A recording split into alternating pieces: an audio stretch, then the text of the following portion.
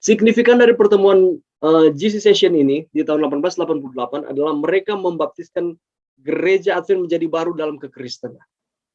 Yang tadinya 5 pilar dan yang tadinya tadi kita sudah pelajari di awal. Dan ketika ada pertemuan yang diadakan ini, merubahkan perspektif cara pandang dari gereja Advent. Itulah sebabnya di sana dikatakan kalimat analogi ini dibaptiskan ini menjadi katanya apa? Baru dalam kekristenan. Sejak saat itu gereja Advent dapat mengkhotbahkan pekabaran lengkap yang mengajarkan hal-hal yang unik dari doktrin gereja Advent dalam konteks pekerjaan penyelamatan Kristus. Jadi kita diselamatkan bukan karena penurutan, tetapi kita diselamatkan oleh kasih karunia Tuhan. Ingat baik-baik. Makanya saya katakan sekali lagi, denominasi gereja atau gereja kita saat ini tidak menyelamatkan. Oke? Gereja Advent, Kadia, atau gereja apa saja itu tidak menyelamatkan. Tetapi gereja digunakan Tuhan sebagai sarana mempertahankan keselamatan. Karena kita sudah diselamatkan oleh Tuhan. Makanya kita ada di denominasi gereja kita. Dengan mengimani bahwa gereja itu adalah sarana untuk mempertahankan akan keselamatan yang saya sudah dapatkan. Saya sudah sempat sampaikan ilustrasi mengenai kapal ya. Ada kapal ini dan kapal yang lain. Jadi kita diberikan pilihan oleh Tuhan. Kita diberikan pilihan oleh Tuhan. Dan ingat baik-baik bahwa sekali lagi, gereja ini adalah sarana untuk mempertahankan keselamatan. Untuk kita mempertahankan keselamatan, maka kita harus melihat term and condition sesuai dengan apa yang dikatakan oleh firman Tuhan, apa yang dikatakan oleh Alkitab secara keseluruhan, atau agama yang mengajarkan mengenai firman Tuhan secara keseluruhan. Itu maksud saya ya. Oke? Sehingga kita tidak lagi menghakimi satu dengan yang lain. Agama ini yang benar, agama ini yang benar, agama ini yang tidak benar, kurang benar, dan lain sebagainya. Karena ini kembali lagi ke pilihan kita. Sekali lagi, bahwa gereja itu adalah sarana mempertahankan keselamatan. Dan untuk mempertahankan akan keselamatan supaya kita tetap aman sampai ke tempat tujuan, kita harus memilih kapal atau gereja yang memiliki term and condition yang sesuai dengan firman Tuhan. Jangan lupa itu. Oke? Dan ketika kita sudah tahu itu, mari dengan penuh kerendahan hati untuk kita ada di persekutuan tersebut karena mau mempertahankan akan keselamatan. Tetapi sekali lagi ini adalah pilihan masing-masing kita. Oke, George Butler berhenti sebagai ketua GC pada bulan November 1888 sebagai protes karena Ellen White memberikan dukungan kepada Johnson Waggoner. Dia tidak senang. Oke?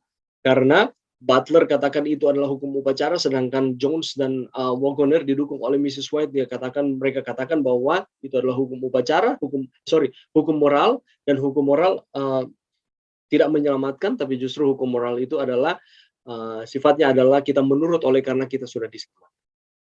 Dua orang yang berturut-turut mengganti Butler ini adalah O.A. Olson dan George Irwin. Menyambut secara positif kepada kedua orang muda ini dan memberikan kesempatan besar kepada keduanya untuk menyebarluaskan ajaran tahun 1890-an. Dan sampai pada saat ini kita mempercayai bahwa keselamatan itu oleh karena Kristus. Kita dibenarkan oleh karena kita beriman kepada Tuhan. Allah yang membenarkan kita. Manusia sebenarnya harus dihukum mati karena berdosa, tetapi Allah yang membenarkan kita melalui kematian Yesus di kayu salib. Sehingga penurutan itu adalah buah dari keselamatan. Kita sudah diselamatkan, seharusnya kita harus menurut hukum. Karena saya sudah diselamatkan. Saya harus ulang-ulangi ini supaya kita tidak salah. Fakta yang penting adalah dari tahun 1889 sampai tahun 1897, Johnston Waggoner senantiasa diberikan kesempatan untuk berbicara di setiap pertemuan GC. Tahun 1897, Jones ditunjuk sebagai editor Review and Herald. Yang penting juga untuk diperhatikan adalah penekanan yang berpusat pada Kristus di Minneapolis menimbulkan pergeseran yang nyata dari tulisan-tulisan Ellen White. Dalam tulisan Ellen White mulai memberi penekanan pada tabiat Kristus yang penuh kasih dan kebenaran. Sejak tahun 1888, buku-buku yang berpusat pada Kristus menjadi karyanya. Step to Christ, Thoughts from the Month of Blessing, The Desire of Ages, Christ Object Lessons, dan bagian pendahuluan dari The Ministry of Healing, hidup yang terbaik. Semuanya berfokus kepada Yesus. Semuanya berpusat kepada Yesus. Bahwa keselamatan itu oleh karena anugerah ilahi, anugerah Allah bagi kita yang sebenarnya kita ini tidak bisa diselamatkan lagi oleh karena dosa, tetapi Allah mengambil inisiatif, dia mengutus Yesus mati dan memberikan keselamatan kepada kita. Oke, di tahun 1890-an Ellen White mulai memberikan nasihat akan pentingnya mendirikan sekolah Advent. Dia katakan di mana ada 6 orang anak usia sekolah, gereja Advent harus mendirikan sekolah. Diekspansi. Oke, tahun 1895 gereja Advent hanya memiliki 18 SD, tahun 1900 menjadi 220, tahun 1905 menjadi 417, dan tahun 1910 menjadi 594. Berkembang dengan pesat.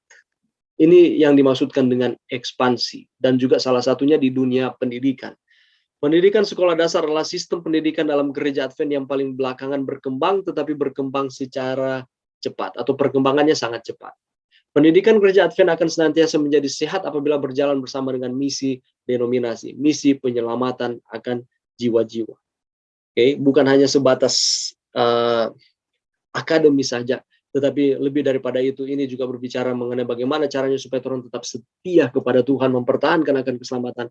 Itulah sebabnya misi ini terus diajarkan di sekolah-sekolah Advent, termasuk universitas dan juga universitas kerabat. Akademis itu penting, tetapi juga yang penting di samping akademis adalah bagaimana kita menghidupkan kehidupan spiritual yang dekat dengan Tuhan, menghargai akan keselamatan yang Tuhan sudah berikan. Kontribusi wanita pada permulaan gereja Advent.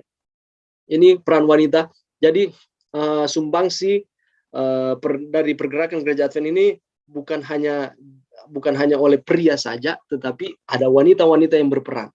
Ada wanita-wanita yang berperan di dalam perkembangan gereja ataupun organisasi gereja Advent. Selain Ellen White, kita tahu bersama ya, Ellen White dia sangat dikenal, dia sangat disegani. Dia adalah seorang wanita yang sangat dihormati, dan kalau kita pelajari, memang dia sangat berkontribusi besar di dalam perkembangan gereja kita. Tetapi selain itu, ada kurang lebih 20 orang wanita yang berperan. Ada 20 orang wanita yang berperan di dalam gereja. Di antaranya, Sarah Lindsay, pendeta wanita pertama yang diberi izin bekerja tahun 1872. Minnie Sipe, mendirikan paling kurang 10 jemaat. Selain menjalankan pekerjaan evangelisasi, dia juga membaptis, memimpin upacara perkawinan, dan memimpin acara penguburan. Lulu Whiteman, wanita yang paling sukses dalam evangelisasi, mendirikan paling kurang 17 jemaat. Jesse Weiss Curtis, menobatkan 80 orang pada penutupan KKR Gereja Pennsylvania. Melatih para pendeta muda di conference tersebut. Dan salah satunya adalah N.R. Dower, yang kemudian menjadi Direktur Departemen Kependetaan. Dan L. Flora Plummer, sekretaris di Iowa Conference, acting president, direktur sekolah sahabat untuk 23 tahun lamanya. Jadi ada peran-peran dari wanita. Apa pelajaran bagi kita? Pekerjaan penginjilan bukan hanya pendeta, pekerjaan penginjilan bukan hanya orang-orang yang berpengaruh, bukan hanya laki-laki saja, tetapi wanita juga. Dengan kata lain, Allah menginginkan supaya kita bekerja bagi Tuhan semuanya. Dan Allah juga menggunakan wanita untuk berkontribusi terhadap perkembangan organisasi gereja Masih Advent hari ke-7. Jadi mari kita tetap setia kepada Tuhan. Mari kita belajar untuk saling menghargai, saling menghormati, saling merendahkan hati satu dengan yang lain. Ini adalah materi kita pada saat ini. Kiranya Tuhan memberkati.